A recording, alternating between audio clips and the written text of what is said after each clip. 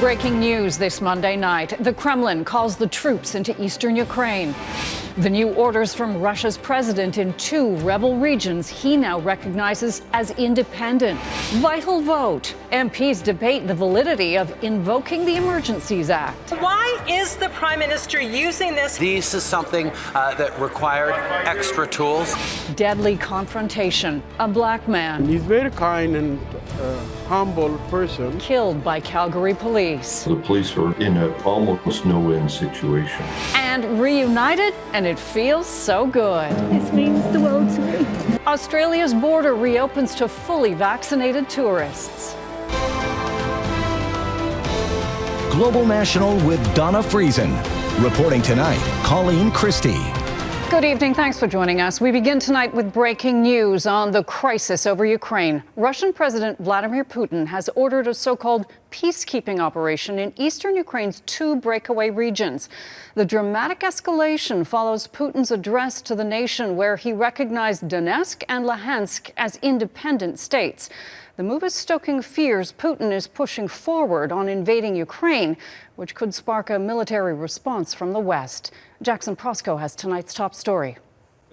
With the stroke of a pen, Vladimir Putin launched a dramatic escalation in Ukraine, recognizing 2 pro-Russian regions as independent, giving leeway for Russian troops to cross onto Ukrainian soil under the guise of peacekeeping. The formalities came after a televised airing of grievances by the Russian president, in which he lamented the end of the Soviet Union, suggested Ukraine is run by a Western puppet regime, and baselessly claimed Kyiv could soon develop its own nuclear weapons to target Russia. Russia has a right to take countermeasures to enhance our own security, and that's how we plan to act, he said. International reaction was swift and sharp. This is plainly in breach of international law. There's a sense Putin is doing everything he can to find a reason for war. Heavy shelling continued in the disputed Donbass region, along with bombings. The Kremlin blames it all on Ukraine. Ukraine insists it's trying to avoid getting drawn into a fight, even as several of its soldiers were killed and wounded. They are always ready to provoke us more, and thus blame us for their actions, said this soldier on the front lines. The U.S. and NATO are more convinced than ever that a bloody invasion is coming. American intelligence claims Russia has plans to execute and imprison Ukrainians who support democracy. This will not simply be some conventional war between 2 armies. It will be a war waged by Russia on the Ukrainian people to repress them, to crush them, to harm them. Far from de-escalation, Russia's latest act has provoked sanctions and likely killed off chances at a diplomatic solution. Vladimir Putin has redrawn the map and changed the game. Putin's announcement today touched off a flurry of calls between Western leaders. They're trying to coordinate sanctions and other retaliatory measures against the Russians. Announcements about that will roll out heavily tomorrow. We should also point out that they haven't given up on their basic calculus that Putin may still be planning a full-fledged invasion of Ukraine. That's something they're still deeply worried about tonight, Colleen. Jackson Proskow in Washington. Thanks, Jackson. The Ukrainian city of Lviv is now a de facto safe haven for citizens, as well as Canadian and U.S. diplomats who've been relocated there. Lviv is about an hour's drive from Poland, on the west side of Ukraine and opposite the disputed Donetsk and Luhansk regions. Lviv is where we find our Crystal Goomansingh tonight. Crystal, what is the mood like there on the ground right now? Colleen, on the drive into Lviv, the majority of highway billboards either featured an ad for the Ukrainian military or had 3 numbers scrawled across them, 450. That's military code for it's okay or all is calm. And that's the message Ukrainian leaders have been trying to spread as tension with Russia ramps up. The Kremlin says it's not interested in starting a war in Ukraine, but people here are skeptical of Russia's word. Still, fear has not seized this city in the west near the Polish border. Very safe city. Lviv's mayor tells Global News a lot of effort has gone into planning. Water can be provided without electricity should the utility be targeted. Medicines have been stockpiled along with blood supplies. The mayor draws on the city's legendary lions. The story goes they used to roam the nearby woods and to this day act as protectors. All citizens in Ukraine must be lions, strong lions. Together, we must send Russian birds to them. Protection in Ukraine is key, as is faith in such challenging times. Chaplain Mikhailo Duka says his job now is to listen and be supportive of all soldiers and families. There are not only Christians in our army, but there are Muslims and pagans as well. Each of them has faith in their heart. Each of them hopes on protection from their God. At a nearby pub, the Ukrainian-Canadian owner says the more immediate danger is the hit to the economy. Every country's telling people don't go to Ukraine. Everybody's telling to evacuate Ukraine. So we're under a serious problem this summer if the troops are there, not invading, and everybody's not coming. Canadian, American, British, even Dutch embassies have set up shop in this city. It is large and it's bustling, and while there is an undercurrent of concern, it's not crippling this country or the spirit of the people. Colleen? Crystal Goomansingh in Ukraine. Crystal, thank you. Turning to Ottawa now. The downtown core remains quiet, but it's hardly back to normal in the nation's capital. A significant portion of Ottawa's city centre is under lockdown after a multi-day effort to remove protesters. And there are still questions about whether the Emergencies Act was necessary to clear this and other protest sites in the country. The Prime Minister addressed the issue today. This state of emergency is not over. There continues to be real concerns about the coming days. And MPs have just finished voting on whether to uphold or reject the Emergencies Act. The results are in, and the government has won the day. Our chief political correspondent, David Akin, joins us from Ottawa. And David, the events over the weekend changed the tone of the debate. Well, Colleen, opponents of the decision to invoke the Federal Emergency Act had been saying all along that it was never needed. Conservative and Bloc Québécois MPs pointed to the fact that border blockades were cleared without the Federal Emergencies Act. And now that the Ottawa occupation has been cleared and the capital's downtown secured, they renewed their objections to the Prime Minister's decision to invoke the Emergencies Act. So using the tactic of a schoolyard bully, he has decided to implement the Emergencies Act so that he can control, manipulate, dictate. It's the equivalent of awakening the Kraken, a legislative leviathan that should only be broken when in the most dire of situations. I don't believe that the government has met the test. But the Prime Minister insisted it was still necessary, noting that many of the Parliament Hill trucks are now camped nearby, ready to return. Indeed, this video, shot by Global News Monday afternoon at a farm about halfway between Montreal and Ottawa, there were about 125 vehicles, many of which had been on Parliament Hill these last few weeks, and they're now camped about 100 kilometers from Ottawa on a private farm across from a truck stop, supplying them with fuel, food, and supplies. When the situation is still of people pre-positioning, people being out there indicating that they are ready to blockade, to continue their illegal occupations, to disrupt Canadians' lives, we feel that this measure needs to remain in place. It's a minority government, of course, so the Liberals looked to the New Democrats to support them on this issue.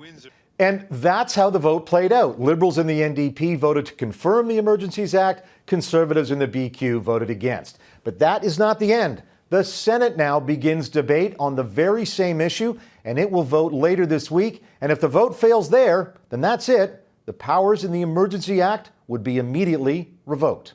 Colleen. David Akin in Ottawa. David, thank you.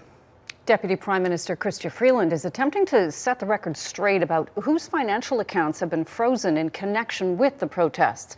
Freeland says the only people targeted are protest organizers, leaders, and people whose trucks were part of occupations or blockades.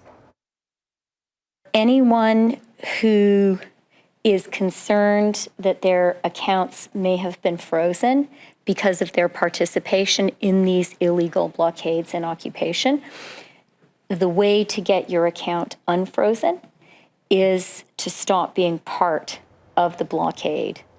The RCMP has also issued a statement saying it has not shared any information about donors with financial institutions. Concerns over the police handling of the Nova Scotia mass shooting spree have not faded nearly 2 years after the deadly 13-hour attack. 22 people were killed by a man disguised as an RCMP officer. A long-awaited public inquiry begins tomorrow, but as Ross Lord reports, there are concerns many of the outstanding questions may never be answered. No one expects the Mass Casualty Commission to make sense of the horrific events that took place nearly 2 years ago, but the public inquiry is mandated to find out more about what led to the massacre that started in close-knit Portapic and why it wasn't stopped sooner. Public inquiries are forward-looking, and so it's really important that we do work together to learn what we can from this terrible experience. The Commission of Inquiry has already been investigating for more than a year, mostly behind closed doors, spending millions of dollars gathering and analyzing information, establishing a foundation of facts before hearing from witnesses about what they saw and what they know. Commissioners must also examine how the gunman eluded the RCMP for 13 hours, claiming even more victims along the way before an officer killed him at a gas station 100 kilometers away from where the murders began. The gunman's denture business was left behind, seen by Nova Scotians as a perverse reminder of his sadistic actions. Those symbols have been removed along with the entire clinic, and communities that suffered most have built memorials to the victims. But victims' families and others shaken to their core are still looking for answers. Could it have been prevented? Are there things that can be done so that something like this doesn't ever happen again in the future? Another key challenge, trusting the process. Families were forced to lobby in the streets before the federal and Nova Scotia governments agreed to a full public inquiry instead of a watered-down version. Family lawyers say there's secrecy surrounding witness lists and whether they can question witnesses directly during their testimony. I think that it's more along the lines of confusion and disappointment about a process that doesn't appear to be unfolding in a way that will allow them to participate in the way that they feel that they need. The Commission says it's still finalizing some processes, but insists it will be as open as possible. Public hearings are scheduled to continue until the end of May, with a final report due by November. Ross Lord, Global News, Halifax. Calgary police under scrutiny. Coming up, the demand for answers after officers shoot and kill a black man.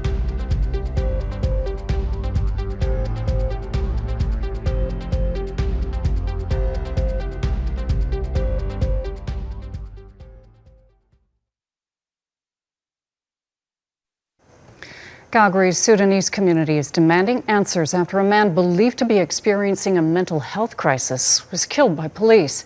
Police say Latjur Tool was armed with a weapon and assaulted someone, allegedly. But friends say he was in crisis and needed help. Heather Yurex West has more and a warning. Some of the images may be disturbing. Members of Calgary's South Sudanese community say Latjur Tool was a respected man who called Canada home for nearly 20 years. He's a very kind and humble person, very intelligent man. Tool died Saturday after he was shot by police. Surveillance video captured by a nearby business shows Newell approaching police with what appears to be a weapon.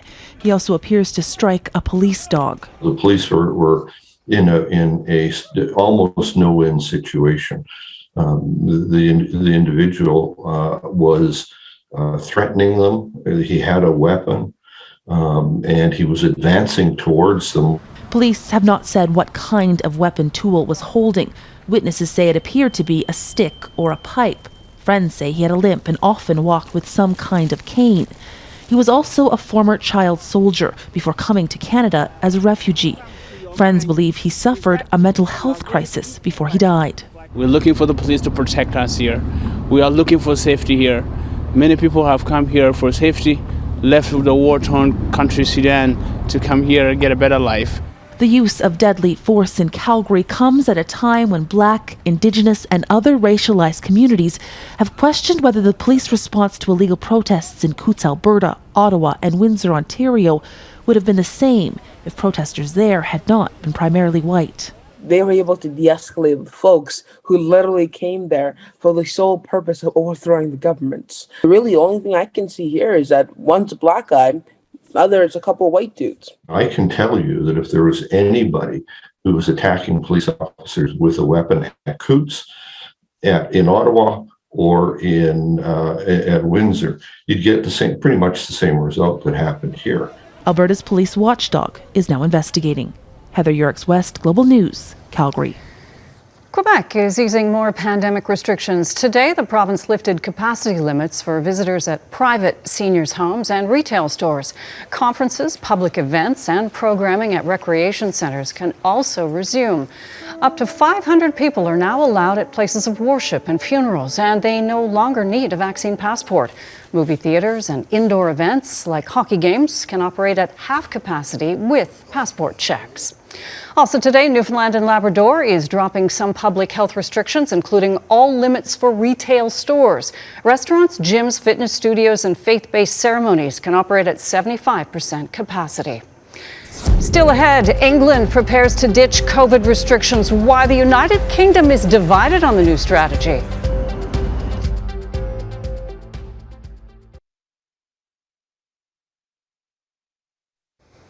Northern Europe has been battered by another wicked storm, the third in less than a week. Storm Franklin has killed at least 2 more people, disrupted travel, and prompted hundreds of flood alerts. Fierce winds nearing 140 kilometers an hour whipped up huge waves across the UK, slamming into coastal communities that are still recovering from last week's hurricane-force winds. Those same communities are preparing to ease COVID-19 restrictions this week. England has an infection rate more than twice that of Canada, but starting Thursday, will remove all remaining pandemic rules, including the legal obligation to self-isolate after testing positive. Prime Minister Boris Johnson's plan for England has the other UK nations saying, not so fast. Redmond Shannon reports. Behind the walls of Windsor Castle, the Queen is still self-isolating with what are described as mild COVID-19 symptoms. Look forward to seeing her back in action very soon. I hope she's going to stay well. But from Thursday, the monarch won't face a police fine if she does venture outside. Restrictions pose a heavy toll on our economy, our society, our mental well-being, and on the life chances of our children. And we do not need to pay that cost any longer. With infections and especially deaths falling, Prime Minister Boris Johnson is ending the last of England's legal restrictions.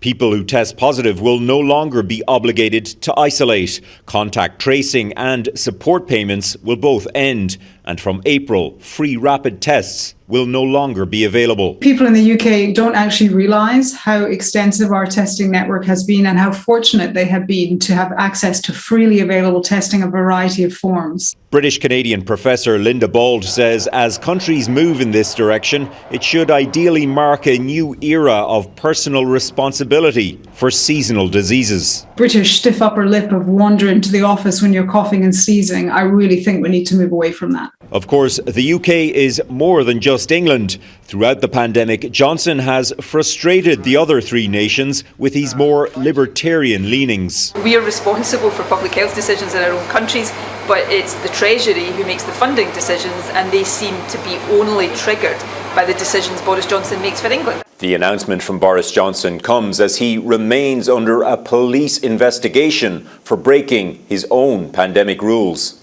Colleen? Redmond Shannon in London. Redmond, thank you.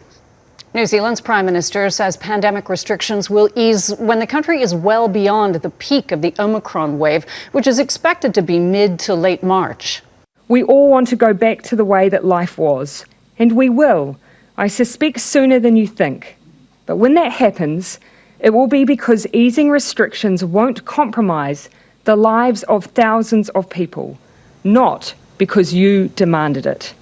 Hundreds of people are occupying the lawns of Parliament demanding an end to restrictions. New Zealand has had some of the strictest measures over the course of the pandemic. It's also had relatively low infection rates and fewer than 60 COVID-19 related deaths. Back down under, the heartwarming reunions as Australia opens its doors to the world. Next.